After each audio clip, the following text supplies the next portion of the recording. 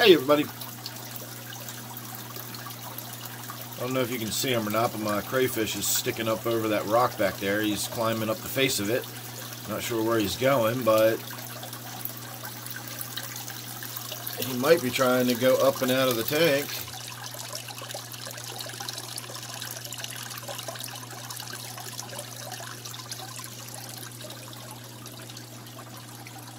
He's got lots of availability to do so. Plenty of ways to escape, so we'll have to wait and see how long he actually stays in the tank. But so far, I've really been enjoying him in there. It's Friday morning, and I put some food in the tank. I'm hoping he comes more to the foreground, but we'll have to wait and see what he does. He's just moving around, making his way around in there. Well, maybe he's coming around now.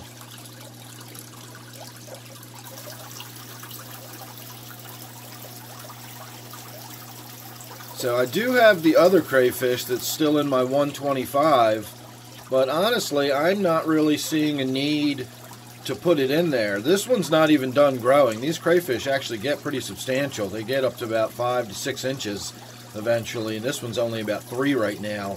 So that could become a pretty large crayfish if left in there and left alone. But if I put the other crayfish in there, we're probably going to have fighting, and we will probably have one of them climbing out and escaping.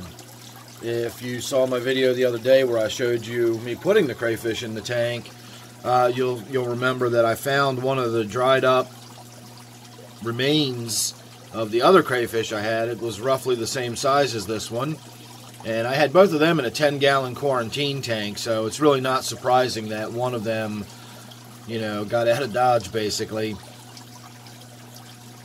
So, alright, I can see where I'm going to need to move that rock away from the glass to give the crayfish passage right to left.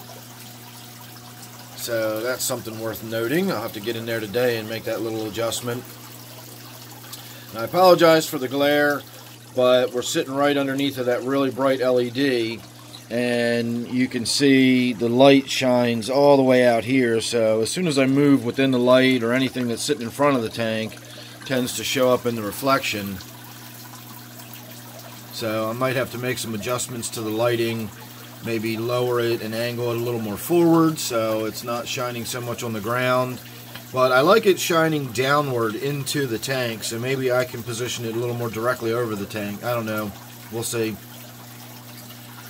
So this was just a spur of the moment video. Again, it's Friday morning. I just got the tanks turned on. I saw the crayfish in here crawling around, so I threw a little bit of food in there just to see if I could get them a little more active. And then we could get some more video of this. So I am going to be shooting a video here very soon talking about the woodwork that's not only in this tank but in my 125-gallon native tank. And that'll be coming up real soon. Sorry, I got distracted again. I was looking at something else for a moment.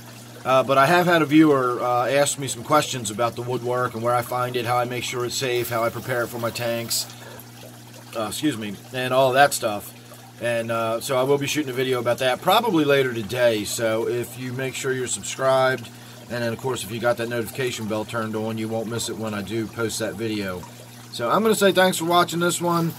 I got to get my day started, and he seems to have settled into that little spot for a while. So I hope you enjoyed. I'll see you real soon in the next one.